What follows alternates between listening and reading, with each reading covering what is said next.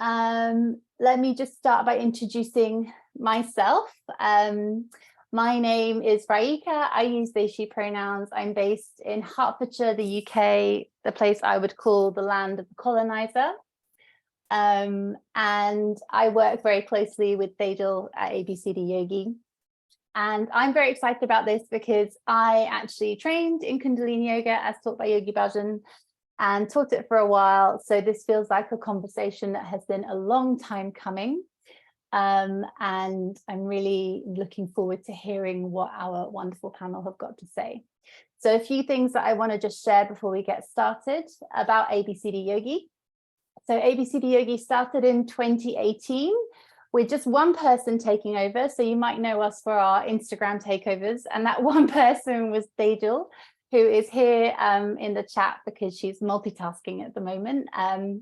But yeah, she's the founder, and the channel has grown. What we're doing has grown. The team is small, so it is literally just me and Tejal. But our mission is to educate and empower all yoga students to advocate for yoga through a social justice lens. So I'm going to be opening and closing the panel today because of my relationship with Kundalini Yoga. And as I said, it feels like a long-awaited conversation.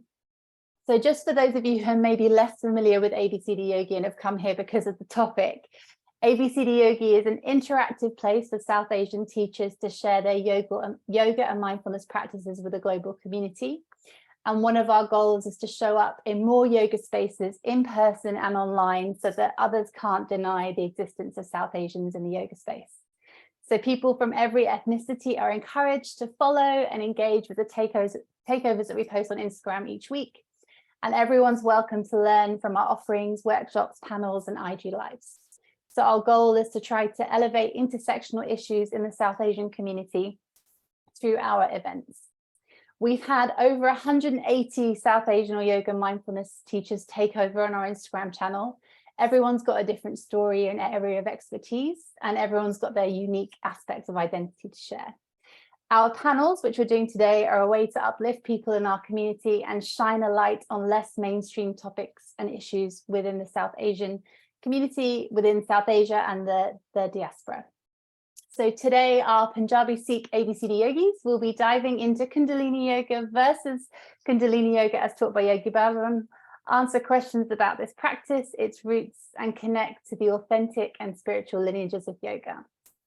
So they'll be covering the questions of, what's real, what's not real, what's Kundalini rising, what is it as taught by Yogi Bhajan, their individual journeys, how it intersects with Sikhism, and hopefully maybe ending in some compassionate next steps for all of us. So just a little bit of housekeeping. In the interest of time, we're going to keep non-panelist input to the chat only. So please stay muted and type in the chat if you want to share, but please feel free to use the chat to chime in. It's available to you. And if we have time at the end, then we'll try to tap into the chat. As a note, we're not holding any space for any hate speech of any kind. So if this does arise, we will have to remove you from the chat, from the event. And also just a note that a content warning applies to this discussion. There may be details of abuse and harm discussed during this event. So please take care of yourselves accordingly. And just a reminder, the replay will include just the panelists and will be emailed out tomorrow, the day after the panel. So I'm going to stop talking and I'm going to hand over to the panel to introduce themselves. So to offer their name, pronouns, location and land, and maybe open with how you're feeling in this moment, and you can pass to each other from there. So Harpinder, I will invite you to start. Thank you so much for inviting us to be here to share for everyone that is participating today. My name is Harpinder Kaur Mann. I am a yoga teacher, mindfulness educator, the co-founder of the Women of Color Summit. Currently today, I'm based in New Orleans, which is home to the Choctaw, Huma, Chitimacha, and Biloxi peoples. I used to live in New Orleans for 2.5 years. I'm here for this week. This is also where I got my Kundalini yoga teacher training. So it feels very interesting to be back having this discussion where I got my training back in 2019. And one of the teacher trainers lives right around the corner. She's like 3 minutes from me. And the way that I'm feeling about being here on this panel in this group is excited. It's exciting to be able to go into the nuances of what it means to have been a Kundalini yoga teacher, to be a Punjabi Sikhi woman, and to see all the abuse and all the stuff that's come out from this. So I'm just mostly feeling really excited to have this conversation and see what arises. But I'll go ahead and pass it over to Shalini, since you're next on my screen. Thank you. Hello, everyone. Such a pleasure to be with you here in this energetic space. Thank you for choosing to be here. This is a really important dialogue and discourse and just a community to gather. So much of these teachings have been powerful for us, and there have been uncoverings that have also been challenging to witness. So it's far more nourishing to be able to meet together and to move through this sticky space together. So I primarily hold space as a mindset and embodiment coach. I am also a yoga teacher. I did my yoga teacher training back in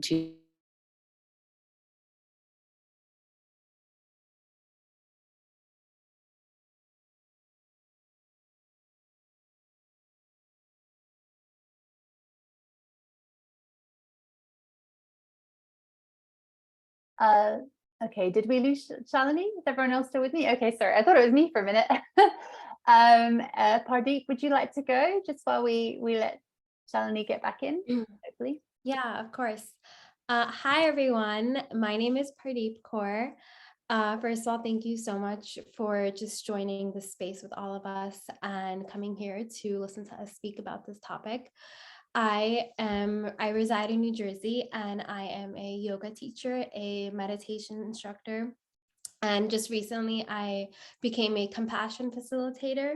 So I'm very excited to dive more deeper into that as well. So I started my yoga journey I've been practicing it my whole life, but I became certified about 2 years ago. So very early on in my yoga career and journey, but I am feeling very excited to speak about this and also very empowered because for so long we've seen so much of the yogic space taken over by so much appropriation, and it's so nice to see Sikh Punjabi women and also women of color, people who actually understand and can relate to this, speak on this, and to hold that space. So it's definitely very empowering and very exciting. So overall, feeling good. Oh, I'll pass it to Kelly, if that's her, if I'm pronouncing it right. Thank you. Sat Sri Akal. Namaste. Assalamu alaikum. Welcome. Welcome, welcome.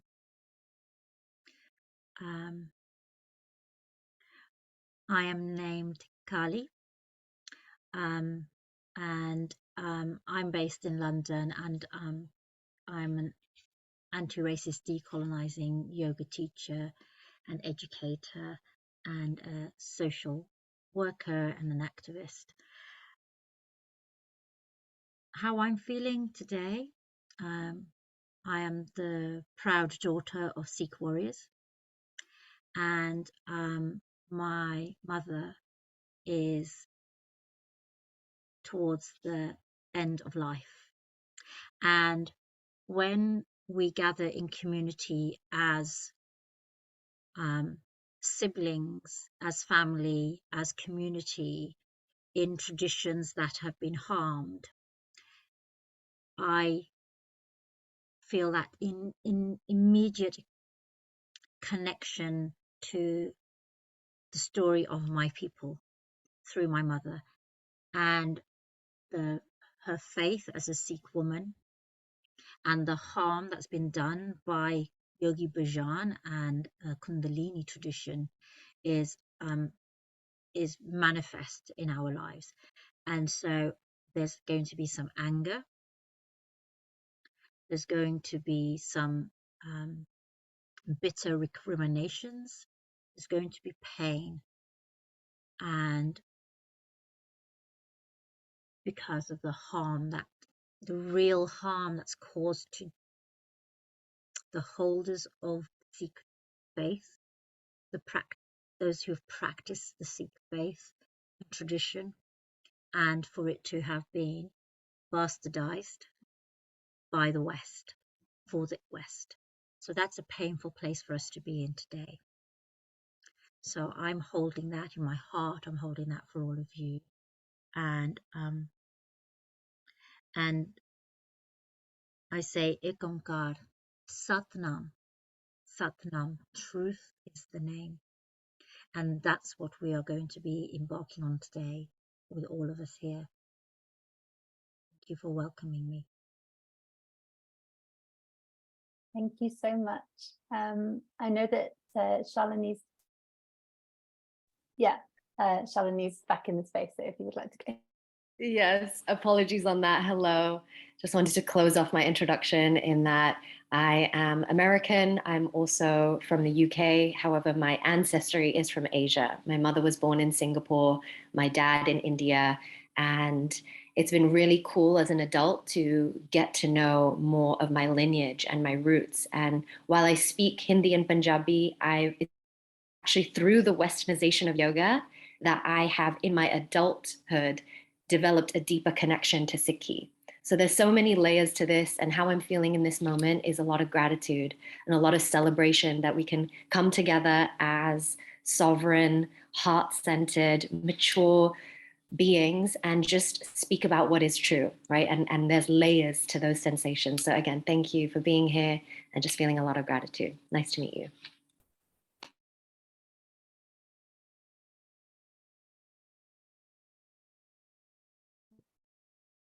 Sat Shri Akal, Namaste, Assalamu Alaikum, Vanakkam. Hello, beautiful people. Welcome. Thank you for being here. My name is Sheetal. My pronouns are she, her, hers. I am based in Himachal Pradesh, Himalayas, India. And I am a global mental health consultant, a spiritual embodiment coach, a yoga practitioner, Ayurvedic practitioner, a sexual wellness educator, a lot of different things, very multi-dimensional being, as we all are. And I also lead retreats and pilgrimages around India, specifically in the Himalayas. I am feeling a lot of things. I don't know if you guys have really connected the moon energy, but this full moon, this lunar eclipse was very, very intense for me. And I am in the process of a rebirth, of a big transformation. And it feels really beautiful to come in community and talk about a topic that has really been misunderstood. And with, Kundalini Yoga by Yogi Bhajan, a lot of abuse and a lot of misinformation has happened. So I think for me, what I'm really feeling is a deep sense of gratitude, a deep sense of healing as well. I think whenever people connect in this kind of way, there's so much healing that's possible. And the first step to that is creating awareness and having a conversation. And I'm so grateful to the ABCD Yogi family for putting this together and choosing Punjabi Sikh women to really show up and give us a platform to really vocalize what we've all been feeling for the past several years. Thank you so much. And thank you for everyone for being here. Thank you all for introducing yourselves. That was wonderful and so important to hear the context. I just wanted to share for those that don't know that we are donating 10% of the proceeds from this event to an organization. Sheetal, would you like to just quickly say a couple of sentences? Yeah, thank you. I forgot to mention that. So the organization that we are donating to is called Burans. They are a community mental health organization that works in Uttarakhand. I've had the pleasure of working with them in the Yamuna Valley, which is close to Yamunotri, if you're familiar with the geography of India and Uttarakhand. Very high in the Himalayas, so we go to very, very remote villages, and I have enabled a lot of community health workers with the practices of yoga, with the practice of pranayama, with the practices of asana and the bandhas to help the patients that aren't able to access any kind of mental health care or any kind of health care in general to share these practices with them. So it's a really great organization. If you have time, look it up. If you can support as well. And so grateful that ABCD Yogi is choosing to support this organization, doing amazing work. Thank you so much. So I'm going to hand straight back to you because we have, a few different topics that we want to work through, and each member of the panel is going to share their thoughts and then pass around. So Harpinder, I'll pass to you. I think you're getting us going, so feel free to start. Yeah, absolutely.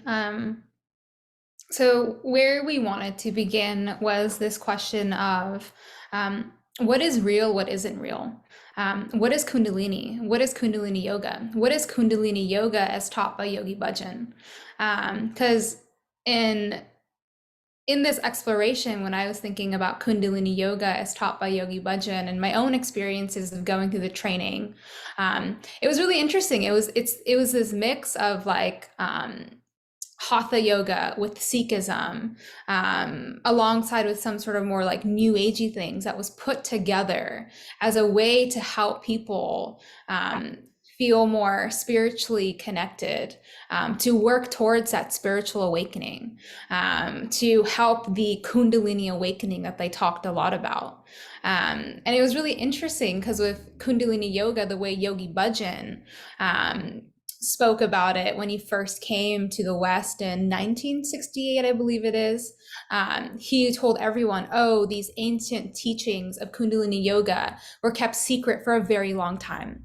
They were only taught to royalty and to nobility for thousands of years. And here I am, this like prophet, this guru that's going to help these people in the West to learn what Kundalini Yoga is, so we can become these like self-realized beings. And I'm the holder of all this knowledge, and I'm here to teach you. And there's a certain ickiness to that. And I think like when Yogi Bhajan came to the West, like it was kind of primed for it. It was primed for the sense of like, oh, we're looking for a guru from the East to teach us about spirituality, to teach us about these things. And so in this exploration, it's this question of like, well, then what's real? What in what Yogi Bhajan was teaching is actually real? What part of this is actually the Kundalini Yoga? What is Kundalini? And for me now, so many years after having done my training, I don't teach Kundalini Yoga because I realized I don't know what Kundalini Yoga is, because what Yogi Bhajan taught to me is not Kundalini Yoga. And so I'm in this exploration myself of just like, well, then what is it? And trying to understand it, and not just this like blind faith. And I remember my very first Kundalini Yoga class I took in, I was living in Australia at the time, and all of a sudden everyone's chanting Vaheguru, Vaheguru, starting to do Satha Nama. And I was like, what the heck is going on here? And this was coming for me, I think at that time, maybe I was 22, 23, very far separated from Sikhi, from my family, my Punjabi family, very conservative, very dominating. So I was like, I want nothing to do with it. And so for me, it was this like, I found Kundalini Yoga in this moment, in this time where I was like, I would like reconnection to my culture, to my faith. And I was introduced to it through Kundalini Yoga. And it's been just this very interesting, like unraveling of like, what's real, what isn't real. And I know Sheetal earlier was sharing that she's been doing a sadhana where they talked all about Kundalini. So I'm going to turn it over to Sheetal if you want to take it away with what is Kundalini? Yeah, thank you. So I think it's really important to really understand the semantics of the word Kundalini. So if you look at the word Kunda, it comes from the Sanskrit word meaning deep place, pit, or cave. So like when you're doing a havan and you create a place for a fire, or when you bury a dead body, you create a hole in the ground for this body to be burned. Similarly, how our head is shaped like a concave, like a cave, and the case of our brain, and within the brain, how the brain is shaped is like a coiled serpent. So it's folded 3.5 times. So a lot of times Kundalini gets referred to as coiled, but in reality, it comes from the Sanskrit word kunda, which means deep pit or cave. So Kundalini is Ma, Kundalini is Shakti, Kundalini is the divine feminine creative power. Kundalini is the creative energy force, is the ultimate highest spiritual potential that exists within each and every one of us. It exists within you, it exists within me, it exists within all of us. Now, Kundalini is the Kundalini Shakti, and I think it's even difficult to use the word Kundalini because there's so many misinterpretations around the word Kundalini. And also, I'd like to say, like, my interpretation of Kundalini is going to be my interpretation. People might know me as their sister, as their daughter, as their friend, as their enemy, as their lover, as whatever. But this is going to be how my interpretation is. So I just want to keep that in mind as a Punjabi Sikh woman living in India, between India and the US. And Kundalini, the Kundalini Shakti energy is primarily based and nestled in the Muladhara chakra, so at the base of the spine. And it's coiled 3.5 times, and it's superimposed by the rishis as a serpent, or as a cobra, as a nag, as a snake. And in Vedic culture, the snake, the serpent, has a lot of significance. If you look at a snake, they don't have any arms and legs, but they can move so swiftly. And I don't know if you ever got the pleasure of being with a snake or a cobra, but they are very, very sensitive to energy. They can sense your energy. They can sense if you're scared. They can sense if you feel comfortable. And based on your energies, how they're going to move. The snake also represents a form of rebirth and transformation, as shedding the skin. So you'll see Kali Mata with snakes, with Kali Mata's behind me, Lord Shiva with a snake wrapped around his neck and his body. So the snake, the serpent, has a very, very significant meaning in Vedic culture. And I think Kundalini Shakti can best be understood in its philosophical context. And this is if you look at Shiva and Shakti. So not necessarily the Shiva, the deity, but if you look at Shiva, the masculine energy. So in Vedic culture, the universe is said to exist with the union of Shiva and Shakti. Okay, so I'm just going to finish this and then I'm going to pass it on. So Shiva is the fabric of the universe. And similar to how clay forms a pot, that's what the Shiva energy is. Now, Shiva cannot create anything without Shakti. So Shiva is completely useless without Shakti, because Shakti is the creative force that is able to make this world exist, that is able to give meaning to the pots, to the bowls that are made from the clay. So when Shakti travels up the Shushma Nadi, the Nadi that exists on the spine, the main highway of your energy, and what the rishis have imposed is serpent energy and these chakras, which are also superimposed by the rishis. When the Shakti travels up, it's traveling up to unite with Shiva.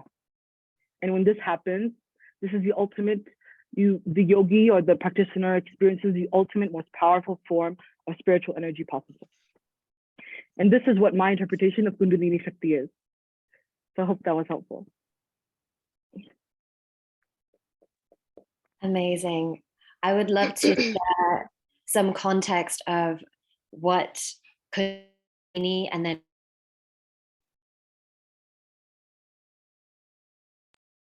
Oh, did we lose her again? I think we did.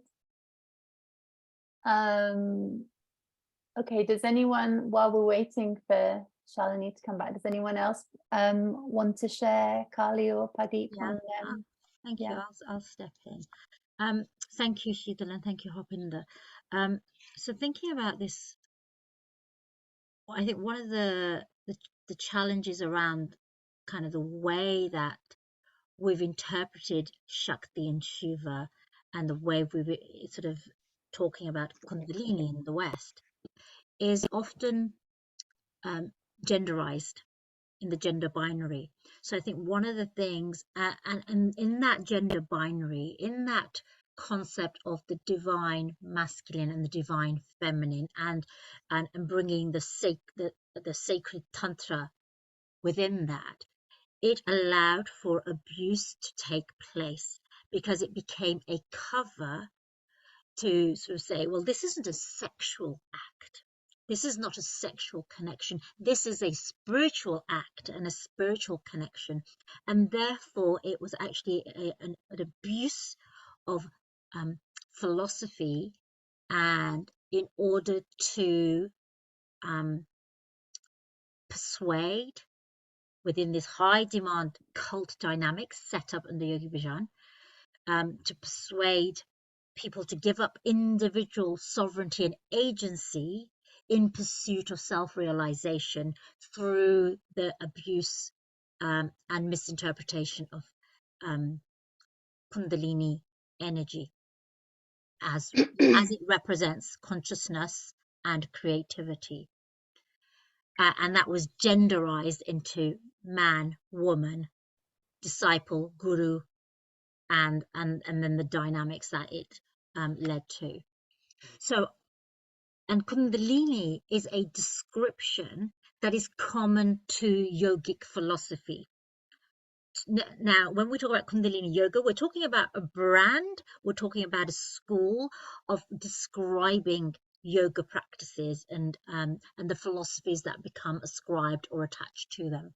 So when we're talking about Kundalini Yoga, actually what we're talking about is Kundalini as a concept, a philosophical concept, sits within all yoga practices, because it's a concept of energy, and it's a way of describing the awakening or the activation of energy. That is not exclusive to, and I'm going to talk about Yogi Bhajan because, and what we want to talk about Yogi Bhajan is talk about Aquarian Kundalini, because that's the concept that he sold to the West, is Aquarian Kundalini. In the age of Kundalini in the 1960s, when he arrived in the US, like Harpinder described, there's this sort of receptivity to the mysticism of the East. There's this hippie counterculture, and some very these snake oil charmers were able to manipulate and exploit that search for spirituality in a very fast moving culture. Thank you. So I think Kundalini Yoga, again, let's start thinking about it in a political sense. How has that been politicized, sexualized, in order to undertake these, in order to put in place power dynamics and then to exploit within those power dynamics? Shalini, welcome back. I'm going to return to you to allow you to finish your sentences and thoughts. Thank you. So being based in Los Angeles is a really interesting place to also land with the whole Kundalini movement. So when I first moved to this city, I was living in Venice Beach. I was by the Venice canals. And it just so happened that one of my roommates is a musician, and supports a lot of mantra artists. So Snatam Kaur, Krishna Kaur, this woman Simrat, who does like a rock style of certain mantras and sounds. And he is plays many instruments. He's primarily a bassist in this space. So in LA, there's all these different festivals of Shakti Fest. And I went to Summer Solstice in New Mexico. And the one of the closest yoga studios was Rama Institute, which was right here in Venice. So I'd bike over there. And as a yoga teacher myself, I leaned into this space with curiosity. Did the energy feel a little uncomfortable when I walked in? For sure. And I know a lot of fellow Desi sisters, just community in general, when they walked into a yoga space and then a Kundalini space where, you know, the mispronouncing of certain mantras, or just even being decked out in all white and the kaftans and the crystals and whatever it may be, it can be a little bit, wow, where is this coming from? And folks would kind of instead turn away. Whereas I was like, okay, there's some beautiful light here for sure. I'm meeting some really lovely people.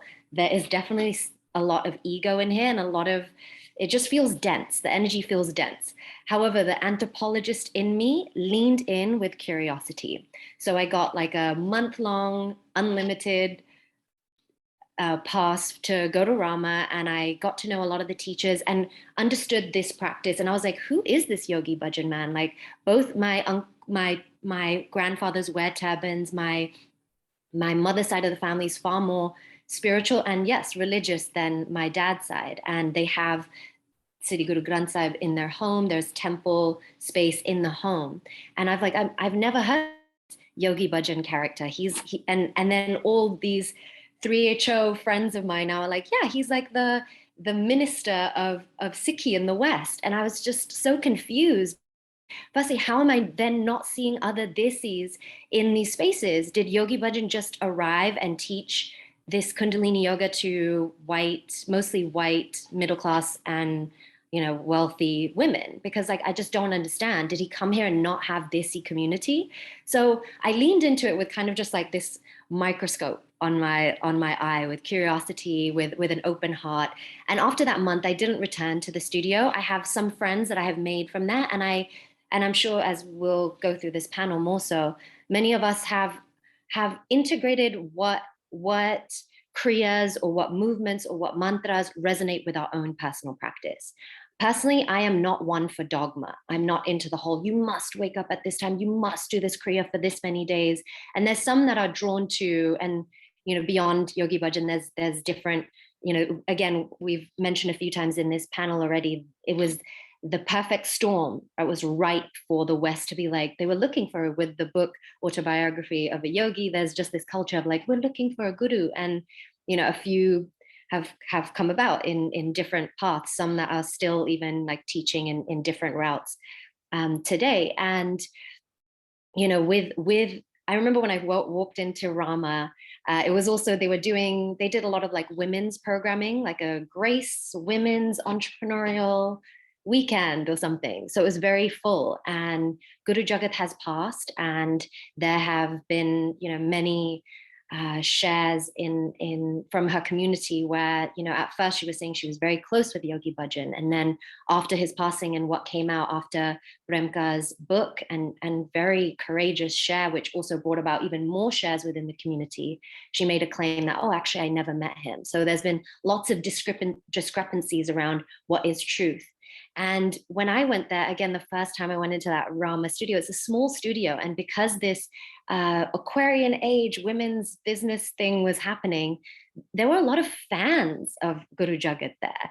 And there was almost like this clique, of the cool girls who would sit at the front. They had the prettiest crystals and the prettiest sheepskin, and giving one another hugs and planning their Malibu farmers market dates and what have you.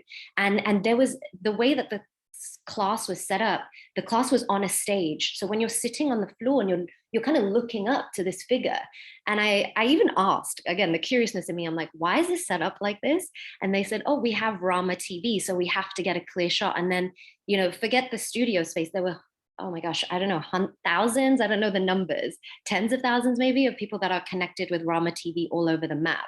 And so there definitely was a feeling of, because there was a perfect storm of when Yogi Bhajan arrived and all these claims were being made. He's apparently this like missionary of sorts to like represent Sikhi values to the West.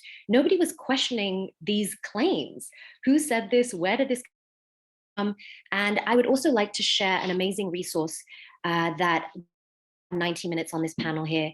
And one of a dear brother has a podcast called The One. His name is Shabad Singh. And there's a 2-part podcast. And so each podcast is 2 hours. So it's 4 hours total. And the title of the podcast is called A History of Yogi Bhajan and 3HO. And he's speaking with this historian, Philippe Dislip. Really good, that goes into the depths of exactly that, the history of Yogi Bhajan and 3HO. And that will give you more details in how he even arrived here, what came about. So if you're interested to know those depths, which we just don't have the spaciousness to go into those weeds right now, I would highly recommend that. And yeah, there was just layers to how he showed up in space and expressed in this way. And it was a co-created element of leadership and almost iconography. So I would love to now pass it on to Pradeep to share some thoughts. Hi, sorry about earlier, I got kicked out. So I have always been a little scared whenever I've heard Kundalini, and I think it rises from this deep-seated fear because when I was younger, I was growing up in New York, and every year there's a 6-day parade. So you would see people of all fashions, colors, lives like get together. And my first interaction with someone who was a Kundalini yoga practitioner was, I think, on the subway. And it was just a bunch of individuals sitting together. And I couldn't help but keep on staring at them because I was generally very curious as to why the getup, why like the names, why are they wearing like Sikh like religious items that are very distinct to, you know, Sikhism, but they're not actually Sikh. Like drawing that distinction in my head was very confusing. And then that led me down a rabbit hole of my own where I think being so young, like my first Google search was like white Sikh, like what does that mean? And it led me to Yogi Bhajan. And I was just shocked that this was taking place and it made me extremely angry. And ever since then, I've even practicing yoga, I've never wanted to venture towards Kundalini. Like I've researched it, I've read about it, but I think that just knowing that there's a huge stigma and this very like underlying base of fraudulent activities and behavior that's not exactly true to its nature and true to spirituality and yoga and just being a genuinely kind human being, it immediately just wants me to be away from that space. So I've never felt aligned to Kundalini yoga, but I've always wanted to speak on it. I've always wanted to really just understand why are these individuals so drawn to this movement? Like what took them, what made them do this? And understanding how cults work, doing my own research. I actually accidentally ended up in a cult myself as well once. It was a small cult. It was under Buddhism, and I was in a very vulnerable place in my life. And understanding how I fell into that space and how I came out, I understand how people were very susceptible to this type of thinking and behavior. I understand it. But overall, I think that when we, and I'm sure we'll discuss this further during this panel, but understanding how to draw the line between what is actually Sikhism and what is people simply just appropriating it and really making it something that it's really not. So it's just always something that I've not fully understood, but I've always been the first one to speak on it because it's something so passionate and quite frankly just makes me really upset when I think about it because it's not okay. Yeah. Thank you. I think that's us on the first section. Sheetha, would you like to take us into the next part? Yeah, so the next part we're going to talk about is basically our embodied practice of Kundalini yoga. And I didn't really share, but I wasn't trained through the Kundalini yoga teachings. I'm a traditional Hatha yogi from the Himalayan tradition. But I've met a lot of people, especially white Sikhs and other people who are in the Kundalini yoga space, Sanatan Kaur and Gurmat Kaur, who are very big names in the Kundalini yoga space. They do a lot of mantra singing. And even one of my close friends who is a Punjabi Sikh, they're queer, and they found a lot of community within the Kundalini yoga space and a lot of healing within that space. And I think it's really important to mention that, you know, when this abuse comes up, to really be able to separate the teachings from the teacher. You know, if you are able to get healing from the practices, from the kriyas, that's your practice. You know, if it comes from a certain teacher. And I think the very personalized version of Yogi Bhajan's kind of khichdi of like mixing Sanskrit mantras and creating them to Sikhi, it's kind of just a form of cultural appropriation in kind of a way to really sell it to the West. And there's a saying that my family says to me all the time, you know, if you are, the society is ready to make you a fool if you're ready to become one. And, you know, I think a lot of times, you know, you could have the most absurd philosophy that like, if you touch this piece of wood, all your sins will be gone and people will be ready to do it. So my embodied practice as a Hatha Yogini, if you read the Hatha Yoga Pradipika, there's so many mentions of Kundalini, of awakening Kundalini. But everyone I've talked to, all the Swamis, all the Matajis, all the sadhus that I've got to be in Sangat with, they have, maybe even one person has mentioned some of them experiencing, seeing someone experience Kundalini rising. So even to have the experience of Kundalini within you, you have to meditate for 40,000 to 100,000 hours, to sit in these postures for several hours, do these really intensive kriyas, these pranayam, these bandhas. And in the text, it's always recommended to have a teacher, to have a guide, to have a guru. And like Ali mentioned, that's also the way that the system is set up, this hierarchical system. It can also be set up for abuse if the guru, if the teacher isn't a pure, real guru who isn't just coming from a place of pure love. And especially in today's society with all Maya, with all the ignorance, with all the emphasis on yoga being a business and a money-making industry, of course, there's a huge fertile ground for people to take this up and be very manipulative with this. So for me, the embodied practice of Kundalini has always looked like a kind of superimposed meditation that I use in my practice of working with the chakras, using the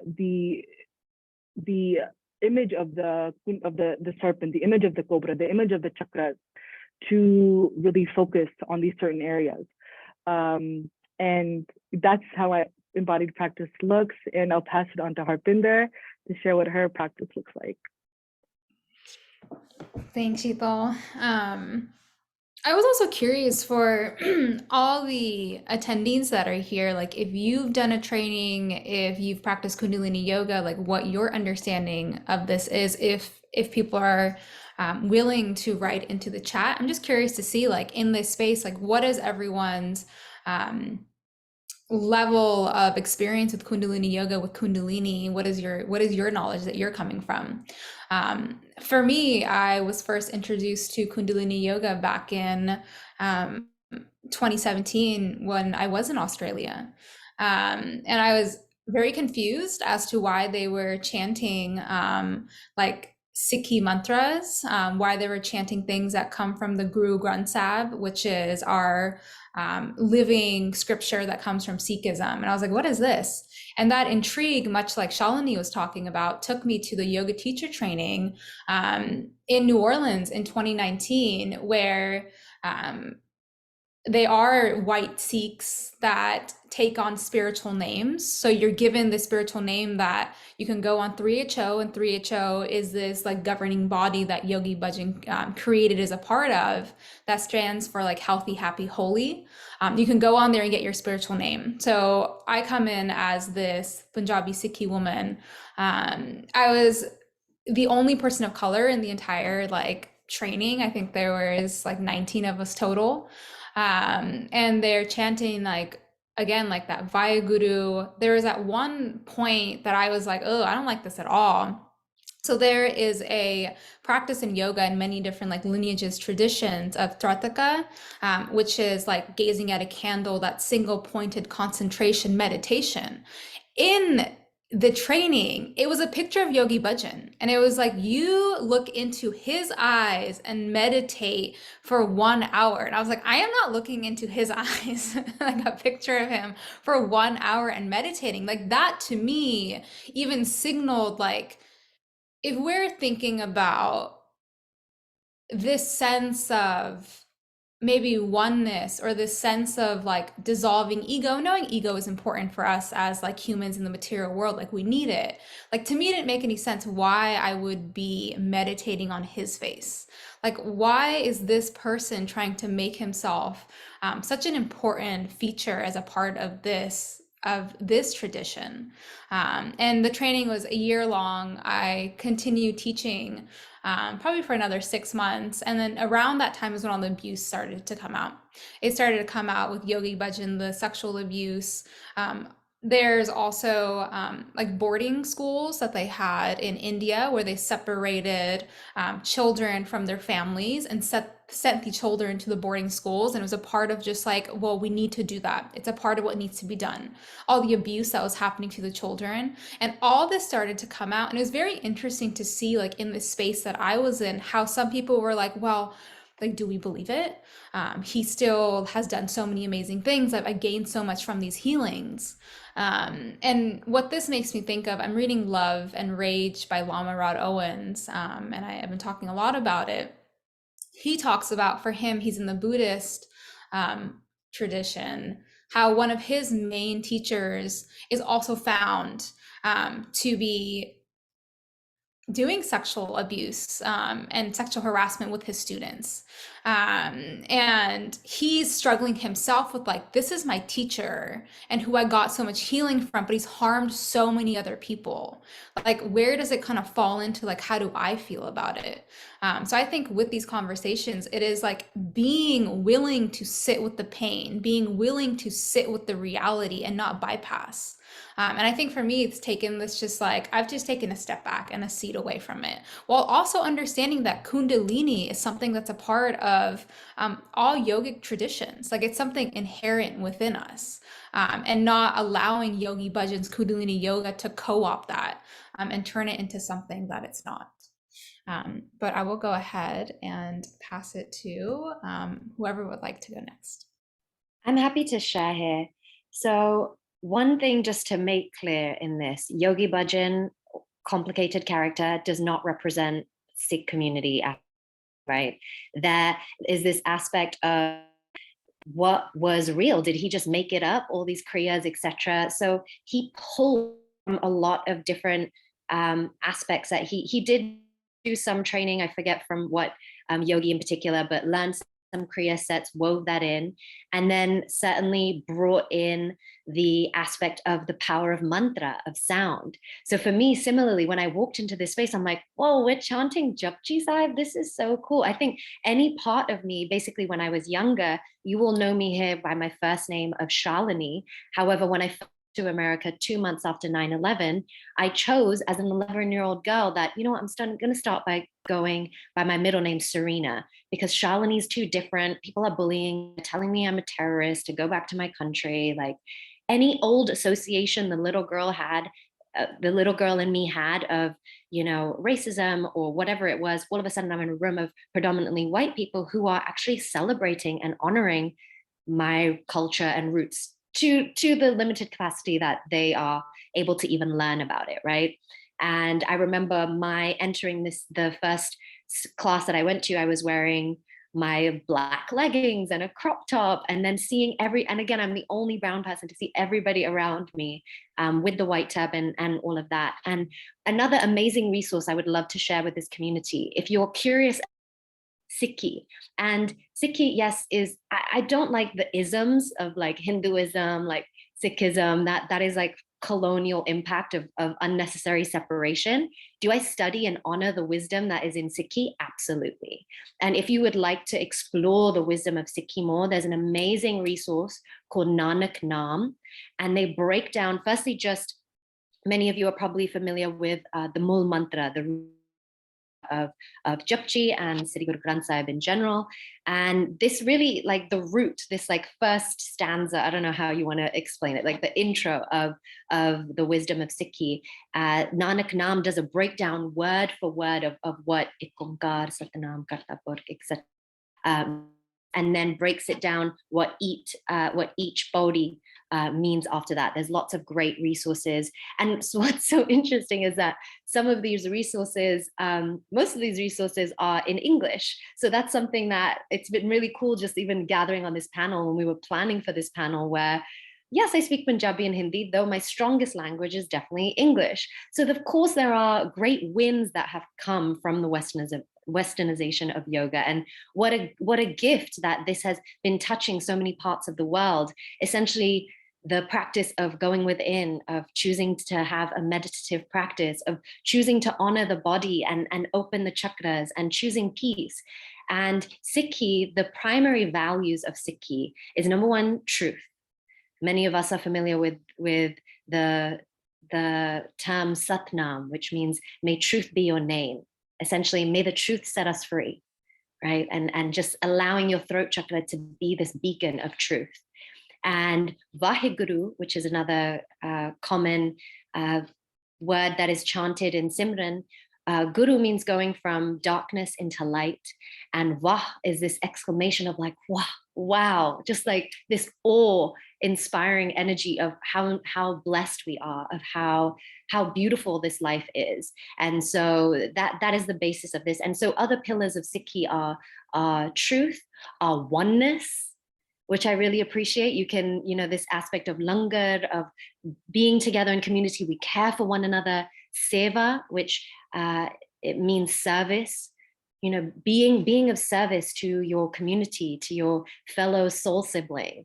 And of course, universal love. These are powerful pillars of Sikhi. So again, I would recommend that resource, that is Nanak Naam, as for more information if you'd like to study that more. And Sheetal, I would love for you to share some aspects about this as well. I think, did Kali get a chance to share yet? I think it's, Kali or Pradeep are the two left. Yeah. Whichever one of you. Thank you all for sharing. So there's this image that we have, and the embodiment of Kundalini Yoga as threaded with Sikhi philosophy and the verses from the Shri Guru Granth Sahib. The embodiment is of a white woman dressed in white, wearing a turban, sitting on a sheepskin, and then doing this very vigorous breath of fire, and chanting until you get this sensation of hyperventilation, and then you have all of the release of the endorphins and so on. So in Aquarian Kundalini, it deliberately creates a feeling of a physical high by engaging in these very demanding exercises, and then the way that the breath is worked very quickly, rapidly, and quite shallow. That creates a physical state which makes one susceptible to this feeling of, wow, that's an artificial creation. And what you find, and what I found by talking to people who are drawn to Yogi Bhajan type Kundalini practices, is that they've often come to the practice because of a dependency on substance history, or alcohol or drugs. And so in order to break those habits, they then become addicted to this practice. And this practice, as designed by Yogi Bhajan, is actually feeds into those addictive dopamine releases and rushes that people get.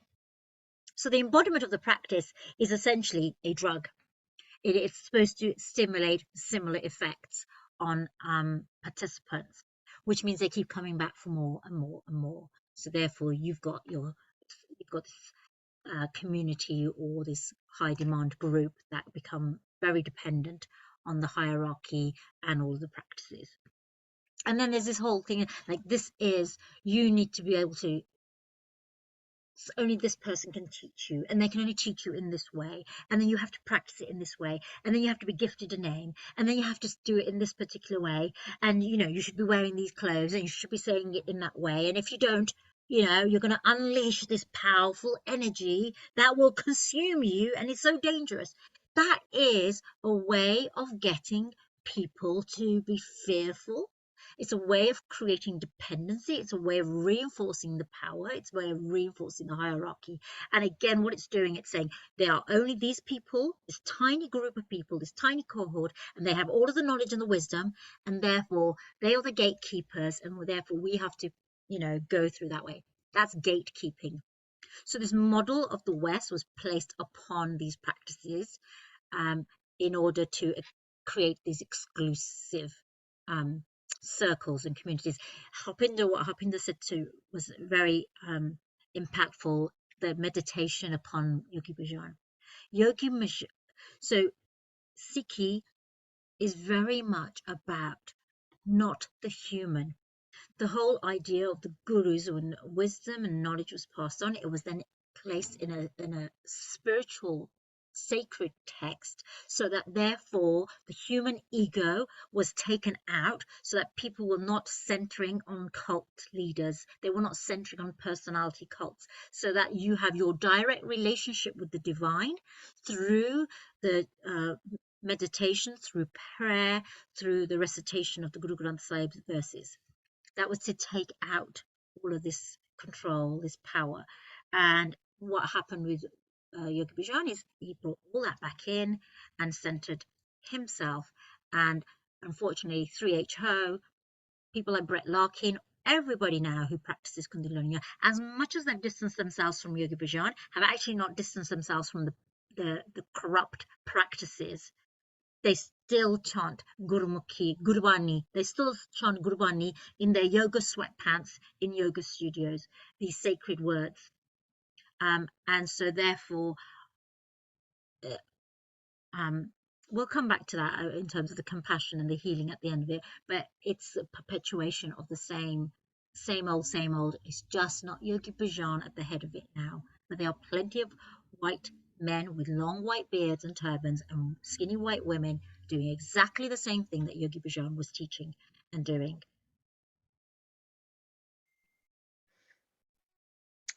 Thank you, Kali. I feel like if you as an individual are practicing Kundalini Yoga as taught by Yogi Bhajan, these ideologies that have been passed on to you that you have grown up with. I know some people in the comments also said that this practice has been a part of their lives for a while. Their mothers, fathers brought it to them. You are knowingly or even unknowingly performing spiritual abuse to yourself, because these practices, when you come to understand and when you actually look at what is being done, the way that you have to, it's like answering to a higher power. In Sikhi, as Kali said, it's very spiritual. We have a living book. That's what we use as we had. So in Sikhism, there were 10 gurus, and at the end, our guru said that we will now use this living book, the Guru Granth Sahib, to be kind of a container of all that is Sikhi. And anyone who comes away from that, or who takes that power and puts it into a person, is performing abuse to their spiritual autonomy, in my opinion. And I know it's incredibly hard to pull away from that, especially if you have grown up in this space. It's incredibly easy to brainwash people, especially if you come from a place like that, if you're very susceptible to abuse, if you are looking for some type of help or any spiritual guidance. I think that once that's recognized in people, it's very easily morphed into something that you can manipulate, and that's exactly what Yogi Bhajan did.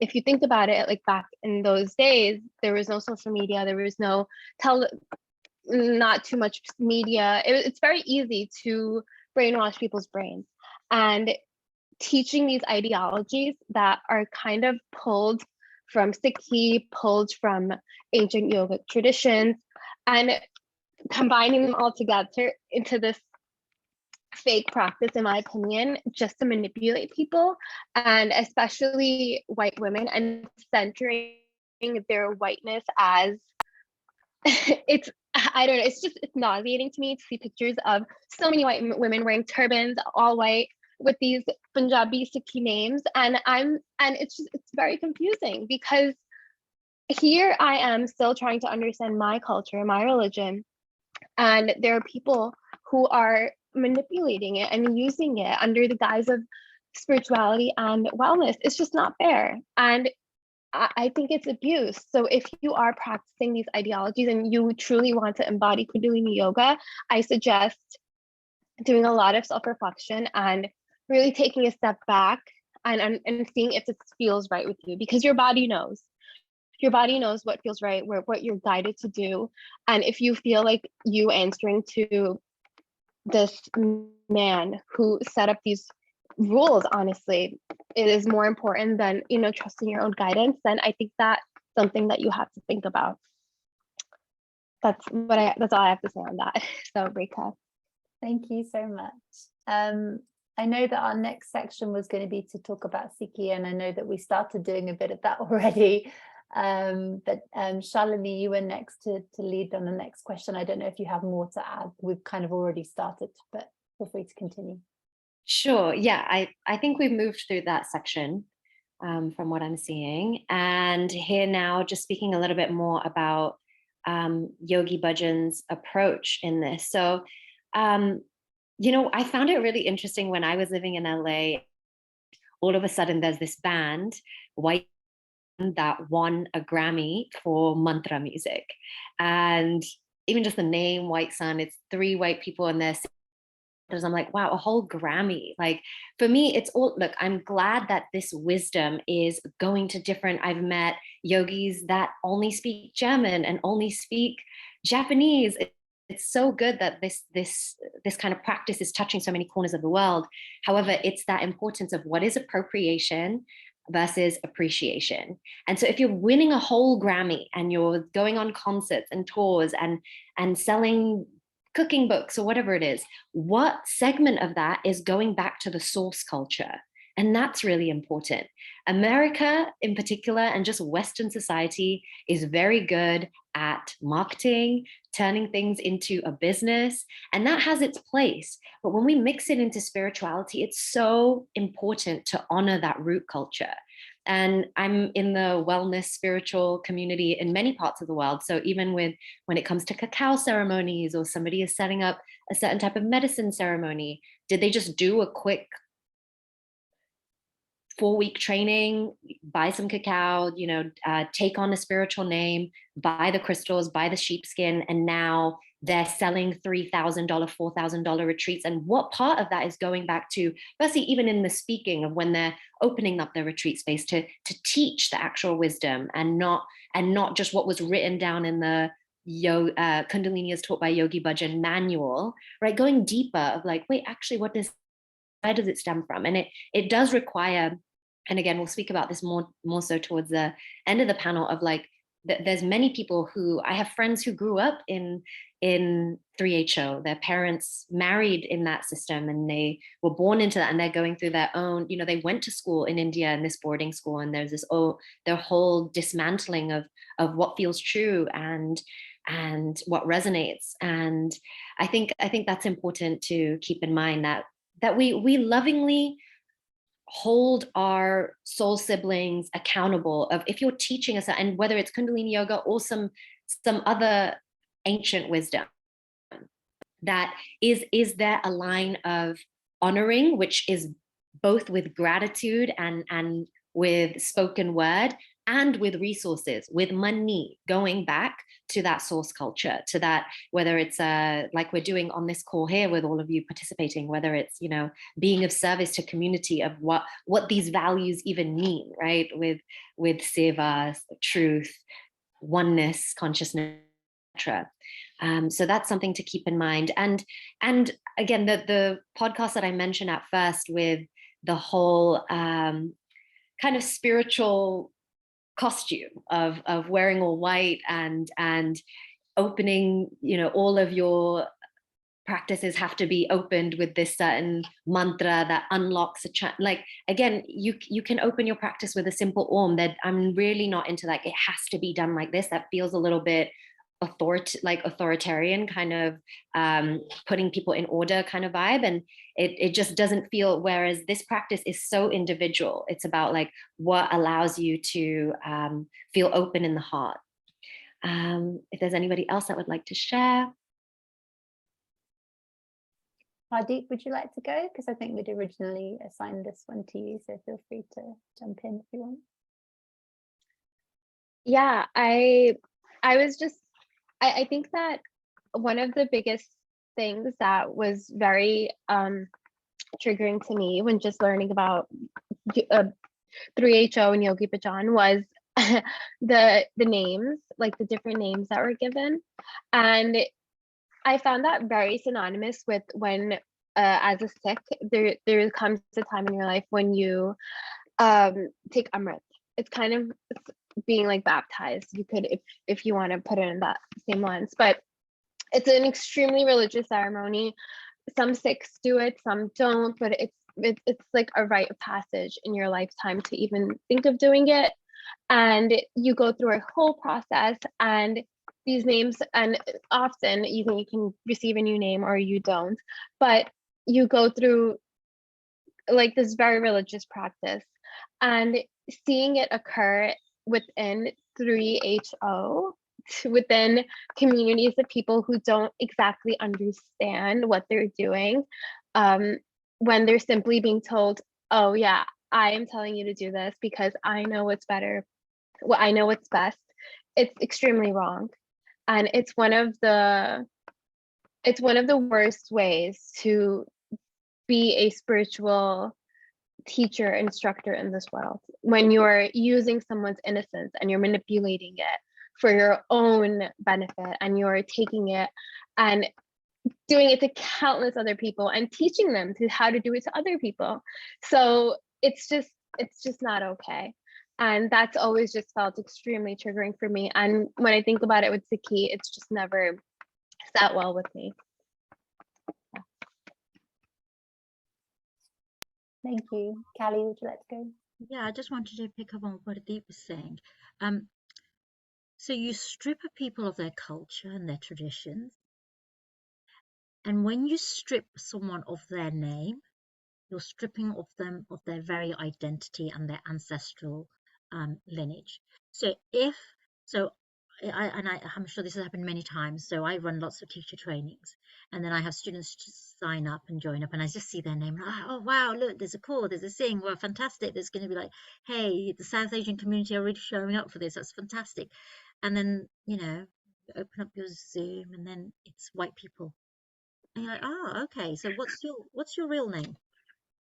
Because that's not your real name. That's a name that you have bought, paid money to buy. What is your real name? What is the name that you were given? Because that's not your real name. And also what I found is that they don't use that name in everyday business. So that name doesn't go on their CV, on their resume when they're applying for a job. That is their spiritual name for use in their spiritual business in order to draw in, other spiritual people. That is not a name that they live with day in, day out. That's not a name that they will face being discriminated against, like people who hold that name through tradition, who hold that name by being gifted through the Granth Sahib. That is not a name. This is how traditionally names are gifted, through a letter is drawn from the Granth Sahib, and then the parents use that letter to think of a name that has spiritual significance for that child. So this is a business of selling, not only selling people's indigenous cultures and traditions, but selling people's identity. And that is the crime that is so harmful, because knowingly, it's not as if they don't know, because there's plenty of people saying this is causing harm. Do not steal our culture. Do not steal our clothes. Do not steal our identities. Do not steal our names. Not everything is for sale. And if you go into 3HO, and 3HO is just one part, so this is a very sort of a complicated organization where the money flow is very, very dark money flows through this organization. It is a bit like the way that Scientology works. So if you look at the way 3HO works, it works in the same way that Scientology works. And we know that's a dangerous cult. And there's a huge amount of, obscene amount of wealth at stake there. Akal security, yogi tea. Don't ever drink yogi tea because you're drinking poison, my friends. Really, do not separate out this kind of, you cannot whitewash, spiritual wash the harm that is happening by anything linked to 3HO, and educate yourself. We'll put lots of links in there. educate yourself about all of the way that harm is disguised and enacted by this organization. I'm going to pass to Sheetal. Thank you, my love. Yeah, thank you, Kali. What you're really bringing up for me is actually my name. My name is Sheetal, and I grew up in the Deep South in Alabama. And my name was obliterated. I've had to struggle with this name my whole life. Thankfully, I'm a tennis champion, and my tennis coach gave me the Lipo Sheetal alliteration for Westerners to pronounce my name properly. But there's a very specific reason our names are pronounced the way they're pronounced. And I see a lot of people like yoga teachers saying chakras and dharma. Like, girl, you can't even pronounce the essence of what yoga is about, chakra, dharma. And you're taking on these names and you can't even pronounce your own name, spiritual name that you bought properly. And I think it's all just so funny. Like, you have this name and you're not pronouncing it properly, using it to sell or like, you know, market whatever you're marketing.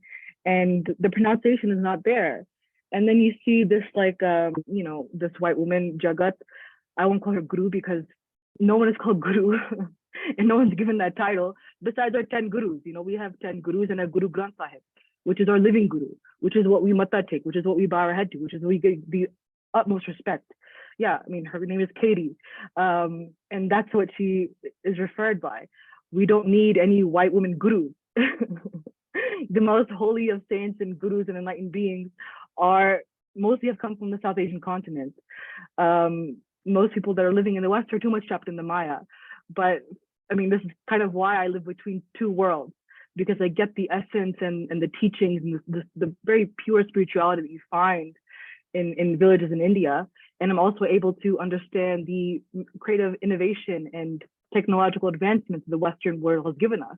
And obviously, you know, we need both. And, you know, I think Yogi Bhajan has made this kitchery of practices, and he sold it and marketed it to very, you know, vulnerable people and whatever. I think it's also important there's, you know, Shalini was mentioning about how Sikhi is a very beautiful universal religion. It very much is. Sikhi is very beautiful and very universal. And in its purest essence, it has such potential for impact. And, you know, Guru Nanak was a Hindu. He rejected a lot of the Hindu principles of casteism, of gender inequality, of idol worship. He rejected all these things to create a more holistic, beautiful, universal religion that and it's a very simple religion too. You can, you know, I've been educating people about this my entire life because I've been in spaces where I'm generally the only person of color. And you know, in Sikh, we're not taught to force people in a religion. It's very much we educate, and a lot of people through my sharing of my religion have actually converted to Sikhi. And if you go to any Gurdwara, you can always get a free meal. And this is one of the three, like Guru Nanak laid these foundations of the three principles of Sikhi, which is Kirat Karo, mean honest work, Vand Chakna, which means share your gifts, Langar. Langar is the most beautiful thing in Sikhi. You can go to any Gurdwara and get a free meal, no matter if you're black, white, tall, skinny, wherever you come from. You can come to a Sikh Gurdwara and go and get Langar. I would invite you all, if you haven't been to a Sikh temple or a Gurdwara, please go experience the kirtan, the bhajan, the langar, the satsang. And the third principle of Sikhi is Kirat Karo, Vand Chakna, and Naam Japana. Naam Japana matlab means remember God, chant his name, meditate, pray, express gratitude, develop a practice of these three things. These are the three basic principles of Sikhi, along with what Shalini shared as our basic foundation. So that is what has grounded me and rooted me. I was very privileged to go to Sikhi camp when I was a young kid. So I was able to really digest and make this part of my life and part of the way I move through the world. And Sikhi actually means student. So all Sikhs, we go through life learning. And that's what my parents also gave to me, that I was very much privileged to be able to learn and experience from every religion. You know, my parents did not limit me to Sikhi. I learned about Hinduism, I learned about Buddhism, I learned about Jainism, I learned about Zoroastrianism. I went to every church, every synagogue, every religious place. I was not limited because I was Sikh. So that's my share about Sikhi and Yogi Bhajan, and I'll pass it on to, I think Harpinder hasn't got a chance.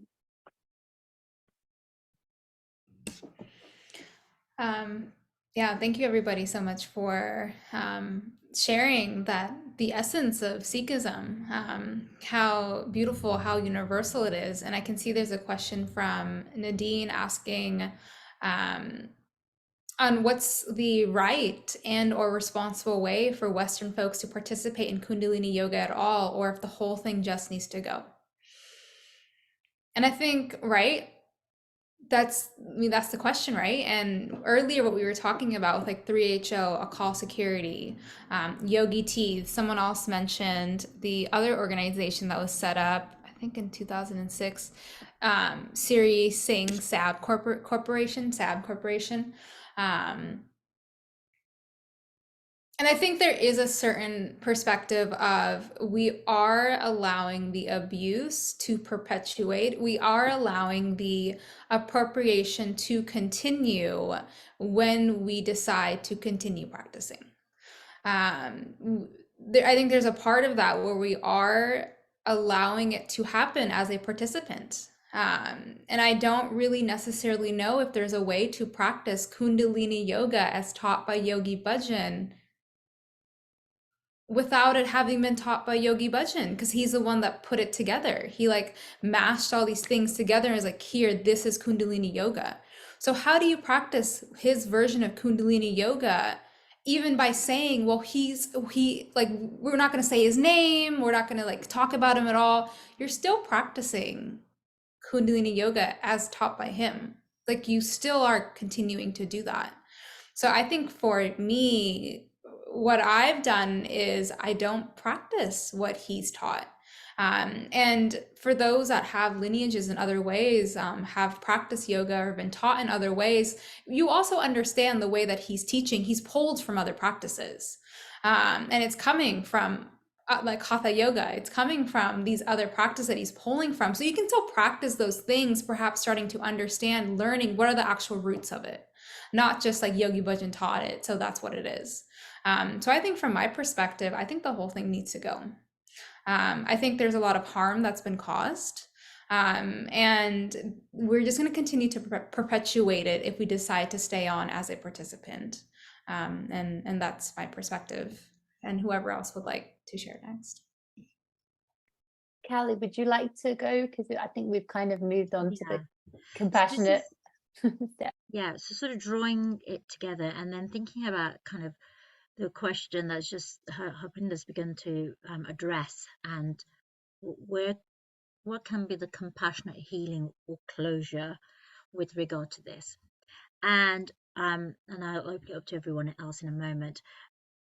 I think, like Harpinder says, these are practices that have been it's a sort of a combination of different practices and traditions.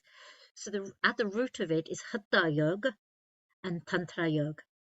So practice Hatha and Tantra Yoga, and then you'll be practicing Kundalini. It's like that is Kundalini yoga. You got the chakra, all the bandha, everything, the pranayama. It's all from Hatha and Tantra Yoga. So you don't need to ever practice. Never need to call your practice Kundalini yoga. You just don't. It's not a thing, right? Dress all in white. Why would you need to dress all in white? For goodness sake, you're not on a spiritual pilgrimage. In South Asian culture, we wear all white when we're going to a funeral. Not when we are, you see colors of Sikya, orange, saffron, blue, bright, vibrant colors of life. Those are Sikh colors. You've seen the turbans that Sikh men wear. They are bright, colorful pinks and purples and vibrant colors. So get rid of all this white clothes, because they don't. It's like the whole thing about the white virginal bride. It's nonsense. And in terms of Sikhi, the mantras, the Japji Sahib, the Moon mantra, these are beautiful verses. And I've put a couple of musical artists in the chat. Listen to them and chant and pray in that way, and have it as part of something that can supplement. Remember, yoga is a practice. You move towards the divine, and that understanding or that relationship with the divine is yours to interpret, because you are the guru. You are the guru within you. The guru is the journey within to the journey without. So you are your own guru. So practice and explore both Sikhi and Hatha and Tantra yoga traditions, and then you will be honoring both with integrity. Pradeep. Thank you, Kali. I sorry, excuse my voice. I'm like fighting a cold. So when we think about yoga in the West, it's very visual. It's very, you see a bunch of very thin, able-bodied women performing yoga, hot yoga. It's very physical. Quite often you have to explain to people, there's actually a whole meditation aspect. There's a whole pranayama aspect. It's a lot more than that. And I think that when we think of Kundalini yoga as taught by Yogi Bhajan, there is a huge visual aspect to it that we need to completely denounce. So first of all, the whole turbans. As a Sikh woman, just seeing that in someone as not being a Sikh, but you wearing a turban that's white and claiming all of these spiritual benefits through healing because someone told you that is completely wrong. So if you would like to practice Kundalini yoga, I definitely, like Harpinder said, you have to take accountability and understand what has actually been co-opted by Yogi Bhajan and what is the real thing. So like Kali said as well, wearing all white, denounce that. Wearing the turban, no. The name, no. It's once you take the visual aspect out of it completely, I think that it will slowly, hopefully, deteriorate with hopefully in time. I think that the longer we perpetuate these types of practices, the longer we let this go on, the longer that celebrities, one of the reasons why this organization grew so big was because it was so new. A bunch of celebrities got involved. They started talking about it. It's just, I think like Alicia Keys also was involved and stopped wearing makeup, started wearing a turban. It's just once we take the visual aspect out of it and also understand the politics behind wearing a turban, because a white person wearing a turban in 2022 America is not the same as a Sikh man wearing a turban. And the benefits and the privilege that one carries in comparison to the other is numerous. And as a compassionate human being who wishes to practice Kundalini yoga, you have to be willing to look at it through that lens. Like, how am I being perceived? Do I have a place of privilege here? And if I do, how can I be more respectful of the people that I'm co-opting this culture from, this religion from? So these are very questions for you to be more self-reflective on. And my biggest thing is take the visual aspect out, because once you stop doing that, it'll slowly go out. I'll pass this on to Shalini. Yeah. Hi, yes. So one thing that's also really important to keep in mind here is those of us that have been an energetic match to this panel, I would imagine that you are heart-centered folks who are open, and say you were connected to a certain practice and then something came out, you have, yes, it's sticky and there's challenging movements around it. However, if the overarching truth is that Yogi Bhajan expressed in this way harmed people, had narcissistic expressions, to practice Kundalini as taught by Yogi Bhajan it sends the message that this is okay and this gets to be normalized. So I'm curious, just people who are an energetic match to this, within your communities, you might know a fellow soul brother or sister who is teaching Kundalini as taught by Yogi Bhajan and putting on these retreats and still wearing the garb and selling their retreats and books and such.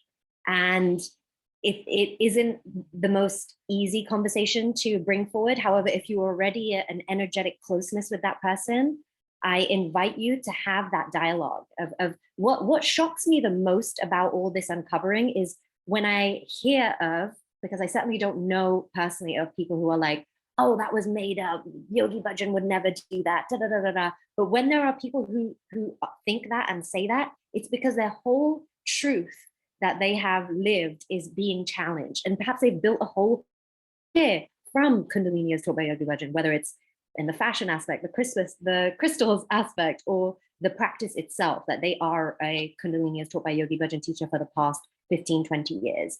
And if you have a closeness with that kind of person, just lovingly bringing that up and sharing with them that they can use their skill sets in so many other ways, right? We are multifaceted, multidimensional beings. And to go through this truth, this uncovering as a community together, that they can evolve into something that is actually more truth-based. So that's just something I would love to bring into this dialogue here. Thank you all for being an energetic match to this. And there are definitely folks out there in the periphery that somehow still have this feeling of those women were lying, Yogi Bhajan is the savior, or whatever it is, which just, it feels that the fact that those utterances are even happening feels so foreign and shocking to me. So just wanted to bring that into this conversation. Sheetal, would you like to wrap us up on the compassionate steps? Yeah, it's so interesting. You know, spirituality teaches us detachment, and yet you see these people that are so attached to their guru, to the Kundalini Yoga way, to Yogi Bhajan, and it's because they've dedicated their whole life to these people, so they're very much attached. And I think what these spiritual practices are about, and what you do when you're stepping into spirituality, is really allowing your ego to die, allowing your ego to be transformed. And that's what, when these truths come out, like Shalini said, if you're doing these practices, especially taught by Yogi Bhajan, if you are continuing to support him, you're saying this is okay. And as a survivor myself, hold abusers accountable, even if they're living, even if they're dead, but hold abusers accountable in whatever way, whatever power, whatever capacity you have, hold them accountable. It's the only way that we can get closer to healing what so many women and men and people have gone through. And I think as far as other compassionate next steps, if you're interested in Sikhi, if you're interested in yoga, try to get to the root. Come to the root, come to India. If you have the finances to pay for a yoga teacher training, come to India, most welcome. I've been personally inviting you all to come to the Himalayas, to come journey with me, to come explore with me. India is such a beautiful place for growth, for expansion, for spiritual knowledge. And that is the primary way that you get to enlightenment. Kundalini Yoga won't take you to enlightenment. Gaining spiritual knowledge, gaining spiritual experience, working with yourself, doing a 1 month course and becoming a yoga teacher is not necessarily going to get you to enlightenment. It's not going to necessarily help you realize yourself. You can do that, of course, you're welcome. You're welcome to do whatever you want. But there's 1.3 billion Indian people on this planet.